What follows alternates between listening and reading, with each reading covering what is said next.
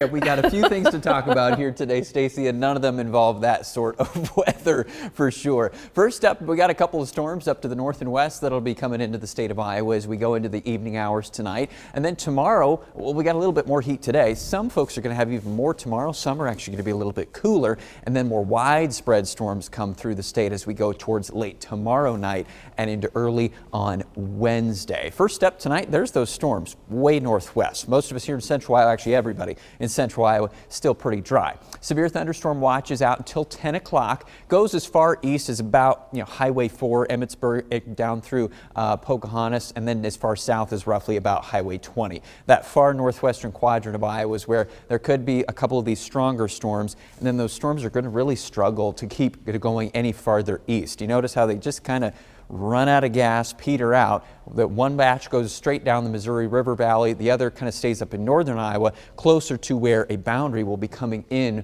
from Minnesota here. So basically tonight, very isolated chance of a shower or storm. If you're in the middle of Iowa, that'll be probably after dark tonight.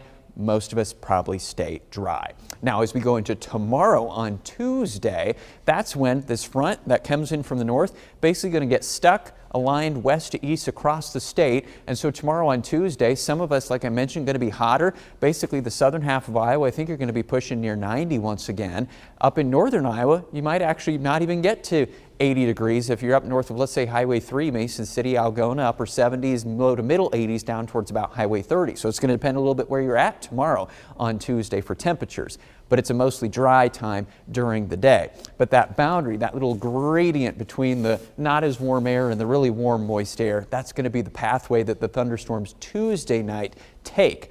They're going to come off the plains as we go towards the overnight hours, probably not able to actually get here until after midnight Wednesday. So this will be when most people are still asleep. Going to be a lot more widespread rainfall, though, here that plows through Iowa as we go towards the pre-dawn hours of Wednesday and then through sunrise Wednesday through the first half of Wednesday. Probably going to get woken up by some lightning, thunder, and some heavy rain before those storms exit through southern Iowa Wednesday morning through about lunchtime. Severe weather will be possible as we head towards tomorrow night. Tonight, it's mainly up in the northwestern corner of the state.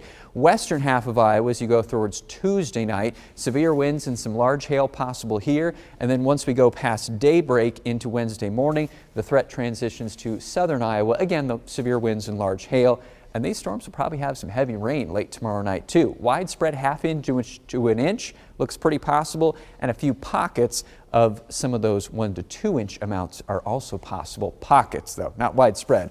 Most likely it looks like southern Iowa at this point. Now that forecast will fine-tune for tomorrow night. Tonight, just an isolated storm as you go mainly to the north and to the west. And we keep things pretty unsettled through the rest of the 8-day forecast. A lot of temperatures in the 80s during the day. Maybe an isolated storm Thursday. Next best chance after Tuesday night, Wednesday will come up towards Friday. Right now, most of the weekend looks dry.